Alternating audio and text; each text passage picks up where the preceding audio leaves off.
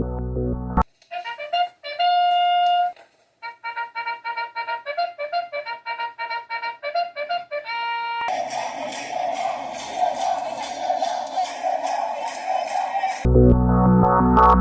buenas amigos, soy Pedro Acosta y acá estoy con otro viernes de denuncia. Hoy les voy a hablar sobre la disidencia latente en Cuba, que según estudios realizados por la organización Cuba Data, este sobrepasa fácilmente el 90% de la población cubana.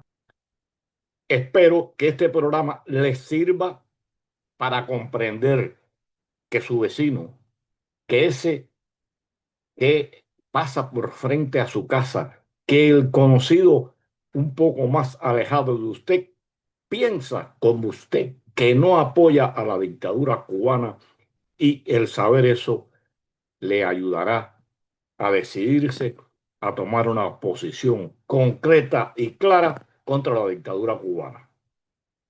Acá los dejo con una parte de mi programa Pensando Cuba, que se transmite por las redes de Cubanet. Hernán, hoy vamos a hablar de ese apoyo que dice tener el Partido Comunista Cubano, un apoyo mayoritario de la población, y uno se dice, es real, porque estos, aunque le hagan protesta, le sacan 100.000 personas a la calle, tengan que sacar las tropas, cortar la internet, siguen diciendo que cuentan con el apoyo mayoritario de la población. Y bien, para hablar de este tema contamos con la presencia de Carla Velázquez, directora de proyectos de Cuba. También está con nosotros Aristides Varela, director de investigación de Cuba. Sí, en efecto, Codata es una encuestadora independiente de opinión y de calidad de vida y condiciones de vida en Cuba, ¿no? Es un sistema de encuestas bastante riguroso que constantemente ha ido mejorando y va mejorando. Como Carla mencionó, no solo realizamos encuestas independientes, sino también seguimos el pulso y las tendencias de miles de personas, miles de cubanos de toda la isla a lo largo del tiempo. Hacemos mediciones mensuales o bimensuales y vamos monitorizando cómo va cambiando la legitimidad del gobierno ante la población, las condiciones de vida, sus intenciones políticas, sus intenciones de protesta, cómo perciben la realidad cubana actual. Es decir, es un sistema de medición muy completo que cumple con estándares globales de calidad y rigurosidad, ¿no? Es bueno que ustedes hayan aclarado esto, no sea que los vayan a acusar de estar trabajando para la CIA o para el Departamento de Estado. Sabemos que el gobierno cubano se caracteriza por eso. Todo aquel que dice la verdad y cuestiona su falsa verdad es que está pagado y está orientado. Y bueno, todos sabemos que la realidad es otra. Eh, Ustedes han hecho un trabajo muy serio, más allá del miedo, una encuesta que realizaron en Cuba sobre la verdad del apoyo que cuenta el gobierno cubano, el Partido Comunista, porque realmente en Cuba quien manda es el Partido Comunista. A veces nosotros hablamos de partido y gobierno, e incluso por constitución, quien dirige, manda y gobierna, incluso hasta la Asamblea Nacional está subordinada al Partido Comunista. Más del 90% de los miembros de la Asamblea Nacional, y es bueno decirlo, es militante del partido o de la juventud o dirigente de alto nivel. Y en esta encuesta, ustedes utilizan, antes de entrar ya en algunos datos, utilizan la palabra disidencia latente. ¿Qué quiere decir esto? ¿Cómo se ve esto en la realidad? Precisamente es más importante aún medir un espacio eh, prácticamente impenetrable en términos de evaluación como es el cubano. Y en este, ¿qué ocurre? Creo que después del 11J, en donde la gente vio realmente expresada en un movimiento masivo una mayoría de opinión en contra de una realidad muy adversa. ¿Qué es lo que la gente espera después de eso? Y no solamente en el régimen cubano, sino en todas las sociedades cerradas. Que una vez que se da una manifestación importante, pareciera que hay una esperanza, una fe importante en que esa manifestación tenga un desenlace. Cuando esto no ocurre por las diversas causas que el estudio indaga bastante bien, pues, ¿qué tiene como consecuencia? Podría ser una de ellas, el más importante, el desánimo aparente o la desmovilización aparente. Y creo que dentro de esa discusión que te mencionaba o que les mencionaba que tenemos dentro de Cubadata, el estudiar precisamente cuáles son esas emociones y detrás de esas emociones o tal vez como expresión de esas emociones, cuáles son esas acciones, nos parecía imprescindible. De allí surge como resultado precisamente la disidencia latente, y es que no necesariamente el hecho de que no ocurra una manifestación masiva no deja de evidenciar que existe un malestar que puede ser creciente, pero cuyas manifestaciones van a ser diferentes. Y eso hay que medirlo. Muchas veces nosotros nos basamos simplemente en nuestra opinión, y para nosotros la seriedad de lo que hacemos tiene que ver con la data que se recolecta. Entonces, esa disidencia latente indica, y en muchos espacios donde hemos presentado el estudio, la expresión o la respuesta es que se sienten más optimistas al escuchar los resultados. Y yo creo que la palabra no es optimismo, es realismo. Y para eso hay que conocer la data y analizarla con la rigurosidad que se hace, ¿no? Por ello, el tema de la disidencia latente y que existe, hay una expresión muy clara que es que está pasando cuando nada pareciera pasar. Y la palabra pareciera, allí es importante que la destaquemos, ¿no? Entonces voy a dejarle la palabra a Arístides, que ha hecho una investigación maravillosa con esos datos que se recolectan allí y que concluyó efectivamente en ese título que muestra muy bien que no necesariamente lo que uno ve en términos de masividad te expresa lo que está pasando en términos de las emociones de los cubanos. Muchas gracias, Carla. Em, cuando se ve Cuba y a nivel internacional se ve las enormes dificultades que atraviesan el día a día, hay condiciones de vida de lesa humanidad prácticamente, ¿no? No hay electricidad, no hay agua, las condiciones de salud están muy, muy deplorables, muchas enfermedades, infecciones, los niveles de ingresos están por los suelos, los costos están altísimos. Es decir, una calidad de vida muy, muy inferior, ya incluso rozando con lesa humanidad, ¿no? Entonces, en esas condiciones, la gente esperaría pues que el pueblo cubano llegue a un punto de inflexión y salga de forma masiva a las calles, algo así como ocurrió en el 11 de julio, ¿no? De 2021. El tema es que eso es bastante simplista, porque es una dictadura, ¿no? Y en una dictadura, un gobierno autoritario, el uso de la fuerza está clarísimo. Hay uso arbitrario e intensivo de la fuerza y de control contra la sociedad. La gente desconfía del prójimo y así nomás no se abre, no dice, ¿no? Porque tiene miedo que vaya preso. Más de 1.200 presos políticos por solamente opinar es una evidencia de que hay una alta represión. Entonces, si solamente nos centramos en las protestas, en las manifestaciones públicas, pareciese que nada parece ocurrir. Y en nuestros estudios nosotros encontramos que 1 de cada 3 cubanos más o menos ha protestado al menos una vez en el último año, de una forma u otra. Y ya cuando lo hace por internet, al menos 1 de cada 2, ¿no? Entonces pareciese que la protesta está muy amarrado al miedo. Es decir, no se protesta porque hay miedo, ¿no? Es lo comprensible. La pregunta es, ¿pero estará ocurriendo una transformación interior en los cubanos? Es decir, en la psicología masiva, colectiva de los cubanos, ¿estará produciéndose un cambio? Y a eso nosotros llamamos disidencia latente, ¿no? Disidencia latente es una resistencia interior, emocional, cotidiana, que se esconde detrás del aparente silencio. Son formas cotidianas de resistencia que están fuera del espectro común de la resistencia política, pero que claramente tiene un fuerte contenido político. O sea, existe una protesta muy clara, muy eficiente, si es que empezamos a observar esa disidencia latente. Y nosotros lo hemos visto en varios frentes, lo hemos encontrado en 3 caminos muy puntuales. El primero es la disidencia digital. Es decir, más del 85% de nuestros encuestados buscan activamente información alternativa fuera de los medios estatales. Y eso es algo muy, muy importante. Y cuando preguntamos sobre el nivel de confianza que tienen sobre los niveles estatales, la gran mayoría no cree y no tiene confianza porque saben que están manipulados. Pero también hemos encontrado una disidencia económica. El 53% de nuestros encuestados tiene emprendimientos, trabajos independientes u otros trabajos no formales, o sea, informales, que le generan ingresos y le generan autonomía material en alguna forma. Dejan de depender del ingreso estatal. Y en nuestros estudios, esa independencia, esa autonomía económica aumenta la probabilidad de opinar contrario, de tener una disidencia cada vez más activa. Y una más profunda forma de disidencia es la disidencia emocional. Hemos encontrado que más del 65% de nuestros encuestados tiene altísima empatía por los presos políticos.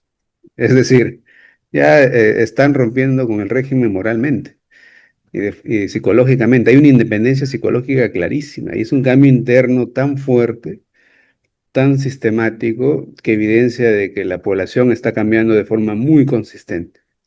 Sin embargo, esa disidencia latente no se traduce necesariamente en una disidencia explícita, en una protesta masiva, porque aún el régimen es exitoso en desarticular, ¿no? En generar esa desconfianza entre el uno y el otro, para poder generar esa conexión y esa articulación. Aún el cubano cree que él cree eso, pero no sabe si los demás creen lo mismo.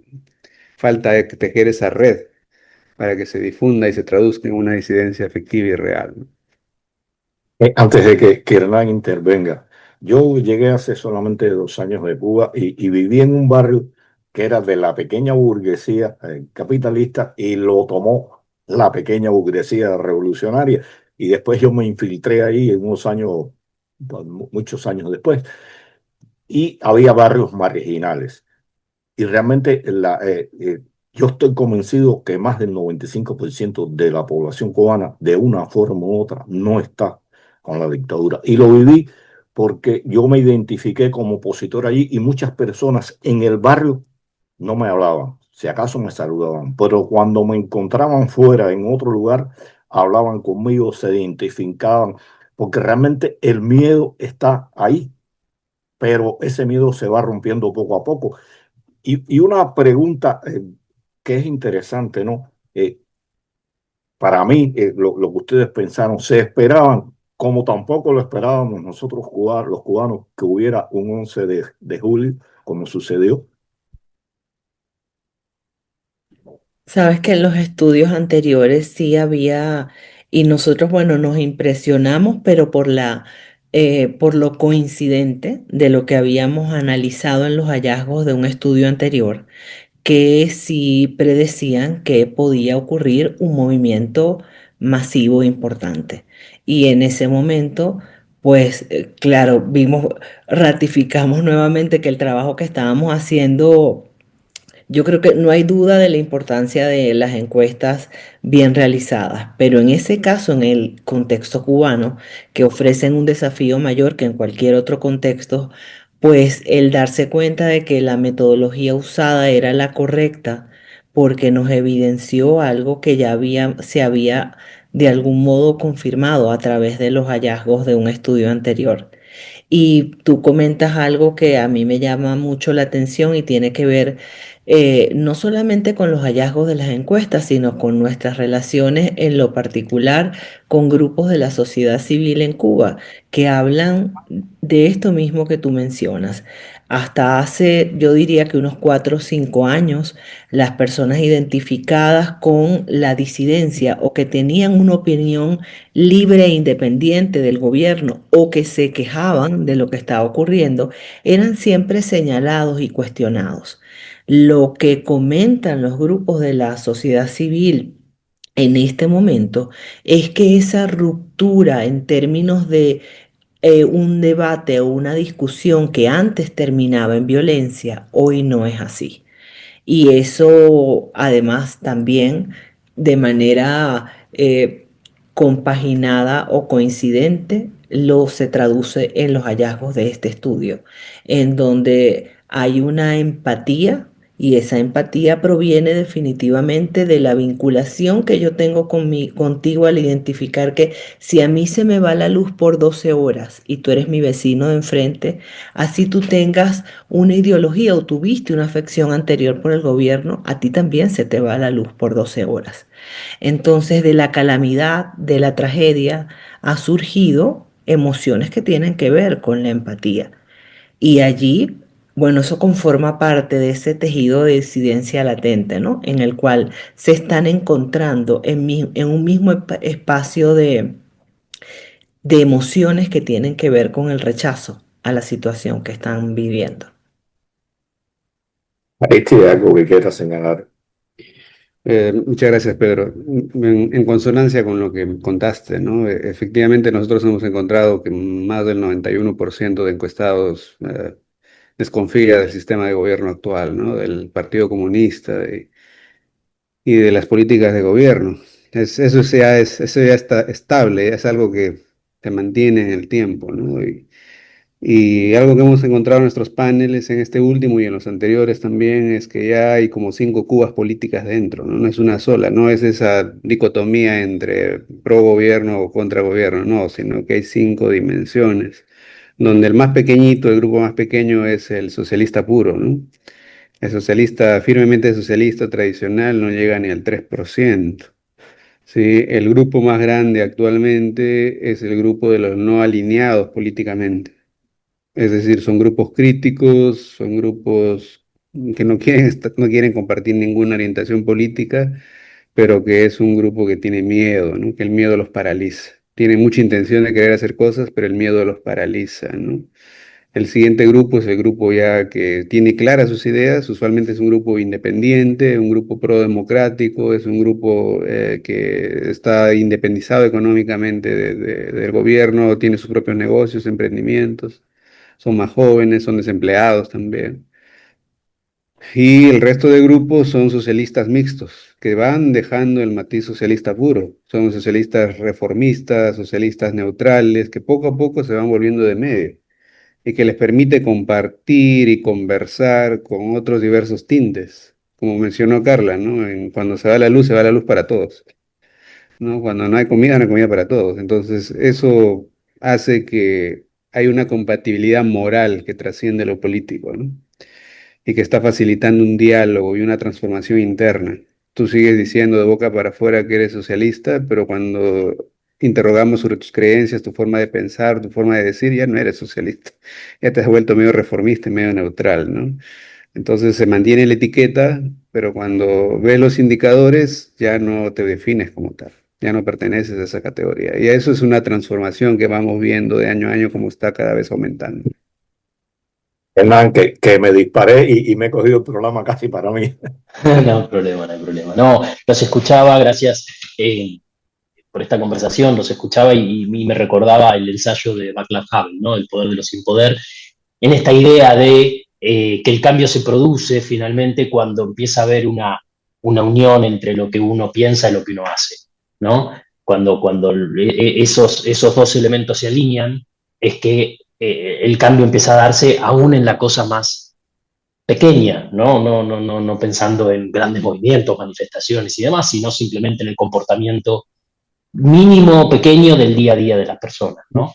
Es decir, cuando dejamos de esconder que algo nos molesta o no nos gusta, o por ejemplo, cuando preguntamos por la salud de un preso político, ¿no? Porque nos interesa internamente y queremos hacerlo abiertamente, ¿no? Con lo cual me parece muy interesante. Y si bien, y creo que se conecta muy bien con esta idea, ¿no? De la disidencia latente, ¿no? Evidentemente este miedo y esta ruptura interna y social que generan estos regímenes autoritarios, lo que termina siendo finalmente es esta disociación entre lo que uno piensa internamente y lo que uno tiene que hacer para no correr riesgos, ¿no? Y me parece muy interesante lo que contaba Carla respecto de lo que han venido viendo históricamente esta evolución. De hecho, pensaba, con lo que decía Pedro y los resultados de este último panel, que cuando yo empecé a trabajar y a conocer la realidad de Cuba y a conocer a opositores y demás, el opositor era un infectado, ¿no? Era alguien con quien uno no quería, era la peste, ¿no? La sociedad cubana, el resto de los vecinos, el que vivía enfrente, el del CDR, el de la panadería, la bodega, lo que fuera, no querían atenderlo, no querían hablar, lo trataban mal, lo miraban mal, lo vigilaban. Y todo eso claramente ido cambiando, ¿no? Y entonces, en esta lógica, ¿no? Que ustedes vienen viendo ya desde hace mucho, entiendo que les puede costar encontrar estos parámetros, pero ¿hay algo en estos estudios que han venido haciendo que les haya sorprendido, que ustedes hayan dicho, esto no lo esperábamos o esto se sale de la norma, digamos, de lo acostumbrado en este tipo de estudios? Mira, yo voy a comenzar, justo tú estabas hablando y hay algo que no es que sea muy atípico, diría más bien que es un dato interesante para nosotros para profundizar en su indagación. Y es que el 78% de los cubanos prefiere la democracia sin haberla prácticamente vivido, pero entendido bien, y esto tiene que ver con, bueno, con la ampliación de las comunicaciones y el intercambio con el resto del mundo a pesar de esa circunstancia del agua, ¿no? Pero a su vez, como prefieres la democracia, también un 49% dice que estaría dispuesto a aceptar un liderazgo fuerte, duro, autoritario. Y uno podría decir, bueno, qué disonante. Pero sí, y esta parte ya entro en el ámbito especulativo porque esto deberíamos profundizar nosotros en estudiar más las causas de esta disonancia, porque uno podría decir, bueno, pareciera lógico en medio del gran desastre en el que viven, porque aunque hayan estado sometidos eh, a un régimen absolutamente jerárquico, duro, que con toda su fuerza en ningún momento ha dejado de decir que tiene todo el poder, eso no quiere decir que tú a su vez analices en una circunstancia tan conflictiva y de tanta necesidad que para reordenar el país, cuando eso ocurra, se requiera también fuerza, se requiera autoridad. Entonces, creo que es un ámbito y respondiendo a tu pregunta, que más que porque eso lo he visto también en otros contextos y además en población joven, que es lo más llamativo, que uno pensaría que las personas jóvenes van a tender a decir que prefieren un liderazgo, digamos que más horizontal, eh, mucho menos, digamos que más distribuido, y a veces uno ve esta misma expresión, pero habría que indagar cuáles son esas causas y el entender que después de tu haber vivido en carencia absoluta, en decisiones cuya característica principal es la arbitrariedad, en tiempo, en fondo, en forma, en todos los ámbitos, pues capaz tú asocias la autoridad con orden.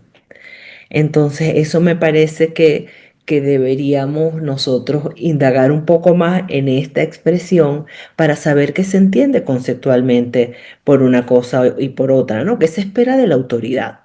Estás esperando, capaz no estás esperando castigo, para ti el castigo es la represión y capaz para ti autoridad es orden y para poder recomponer un país tan descompuesto pues se requiere orden. Entonces eso es algo que me parece llamativo y digno de continuar profundizándolo.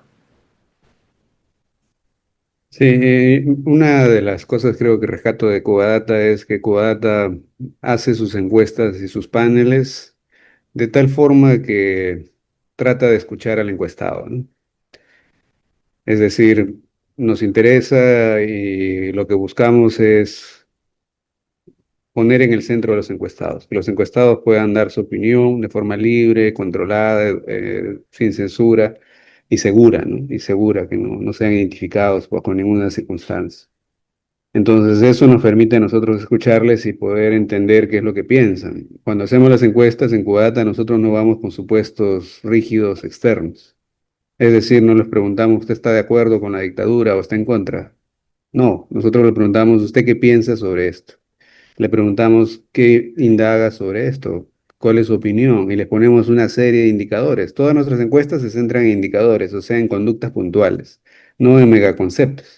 Porque cuando preguntas megaconceptos pasa lo que dijo Carla, ¿no? ¿Usted está de acuerdo con la autoridad, no el autoritarismo? La gente puede estar de acuerdo por muchas razones. Uno puede estar de acuerdo porque quiere que traiga orden, ¿no? Quiere que traiga seguridad, traiga limpieza, protección. Otro pero está en desacuerdo porque no quiere abuso de poder, ni vulneración de derechos, ni presos políticos. Entonces, preguntas gruesas así no sirven. Y esa es una de las ventajas que Cuadata siempre ha tenido, operativizar lo más que se pueda las preguntas, de tal forma que podamos rescatar lo que la gente siente y piensa. Y es ahí que podemos encontrar estas aparentes contradicciones, como mencionó Carla, ¿no? Una gran mayoría que dice considera que la democracia es algo que busca y aspira, pero si nunca lo ha vivido, ¿cómo puede aspirarlo? Dice así. Es que nosotros no hemos preguntado eso, nosotros hemos preguntado indicadores de democracia, ¿no? Entonces, vemos cómo conviven indicadores de democracia que la gente aspira, pero también con aspiraciones autoritarias. Y no es ninguna contradicción, porque tal como mencionamos antes, es un proceso de transformación individual, es un proceso de transformación interior de las personas. Y en un proceso de transformación tienes un poco de todo, porque estás en transformación. No estamos comparando polos opuestos, ¿no? Sino es un proceso de cambio. Y es en ese proceso de cambio donde encontramos cosas muy valiosas como este concepto de disidencia latente, ¿no? La gente en su mente, en su corazón y en su moralidad ya es un disidente 100% del régimen tal como está actualmente Cuba. Que no lo manifieste a través de protestas, todos no lo hacen, pero ya un gran porcentaje lo está haciendo y cada vez lo hacen más. Que eso se traduzca en grandes movilizaciones ya va más allá del espectro individual. Eso ya depende mucho del tejido social, ¿no? De la posibilidad de poder confiar más uno en el otro y la posibilidad de poder compartir ese sentir y ese pensar, ¿no? Y ese es el siguiente eslabón, ese es el siguiente paso, ¿no? Que se requiere. Sí, es un poco la ventana de oportunidad y un poco lo que explica también al 11J, ¿no? Supongo, que es, y lo que pasa muchas veces con estos regímenes, porque eh, con Carla, Pedro y demás que hemos venido trabajando con Cuba desde hace tanto tiempo, siempre nos pasa que nos preguntan, ¿y cuándo, no? ¿Cuándo va a caer el régimen? ¿Cuándo va a suceder eso?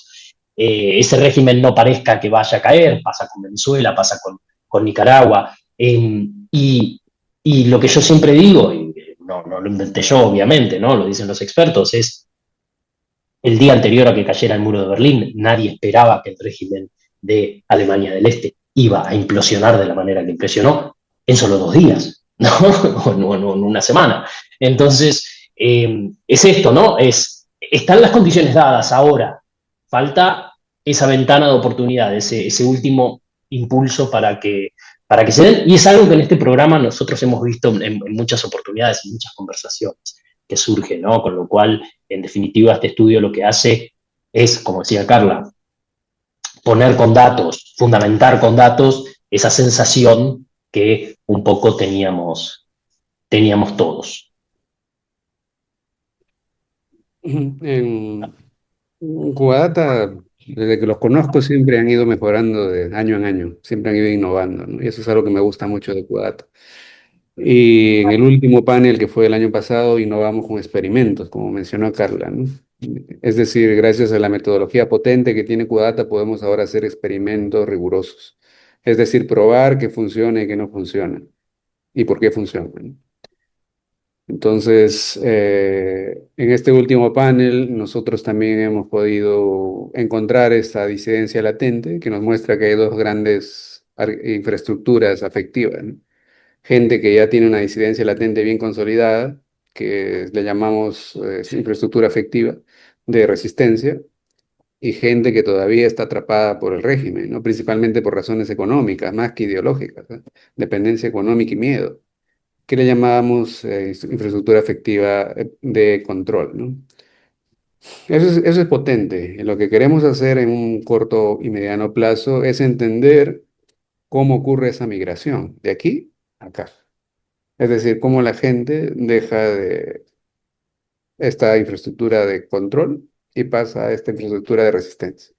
Eso es ahorita una caja negra. No sabemos realmente qué cosa la ha llevado de aquí a aquí. Solamente hemos encontrado que están ahí y queremos entender esa ruta. Por eso nuestras próximas encuestas, nuestros próximos estudios nos vamos a centrar en entender esa dinámica del miedo, de la agencia y de la preferencia, ¿no? Es decir, queremos entender la arquitectura del miedo actual en Cuba y cómo éste se transforma en agencia o resignación, que ya es algo que hemos visto en algunos casos, ¿no? Y esto es bien interesante porque nos puede dar mucha luz, mucho contenido a lo que se debería hacer a futuro para fortalecer la sociedad civil dentro de Cuba, ¿no? Y dentro de esta ecuación queremos también entender el rol o el papel que tiene la desinformación y la propaganda del Estado, ¿no? Es decir, queremos entender en ese proceso de cambio cómo actúa las narrativas oficiales, qué narrativas son las que más están afectando, penetrando, cuáles son rechazadas y qué anticuerpos genera la población para seguir en ese proceso de independización, ¿no? En otras palabras, nuestro futuro panel va a ser un panel dinámico para tratar de entender cuál es ese proceso de transformación individual. Ya que nuestro panel mide cambios en las personas a través del tiempo, tenemos la potencia para hacer ese estudio, ¿no? Y es algo que nos estamos orientando a hacer. Tratamos de entender esa dinámica de cambio, ¿no? Cómo lograr cambiar de aquí a acá. Y es algo que va mucho más allá de lo que usualmente hace una encuestadora, ¿no? Eh, yo iba a hacer este comentario independiente de lo que tú acabas de decir, pero pienso que un poco va a ayudar a esto que ustedes quieren hacer. Hernán hablaba de que hace unos años atrás el opositor era la peste. Pero la vida demuestra que cuando usted es un opositor, pero es una gente seria, decente, trabajadora, la gente lo respeta. Lo viví en carne propia en una ocasión, porque estos mítines de repudio que ya no se están dando casi, quienes participaban en él eran la clase más baja, la chusma, como dicen en algunos países, era la que participaba en estos mítines de repudio a la oposición, salvo excepciones que se colaba alguno que sí era una gente seria, pero generalmente era la chusma. A mí me intentaron dar un meeting de repudio enmascarado y no consiguieron a gente del barrio para que me apoyara. Y estoy hablando de un barrio que supuestamente es de gente revolucionaria y no pudieron darlo. Terminó en algo que no fue, yo lo firmé y por ahí andan las fotos. Y también en mi despedida, a mí me hicieron dos despedidas.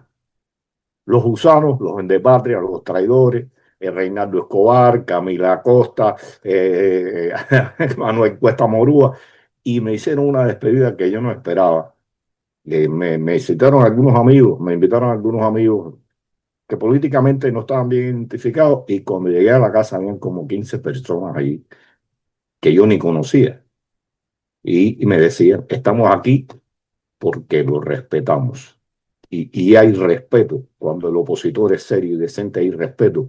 Y ese es un cambio que se está dando. Que por eso la presión, los cercos, las detenciones han aumentado.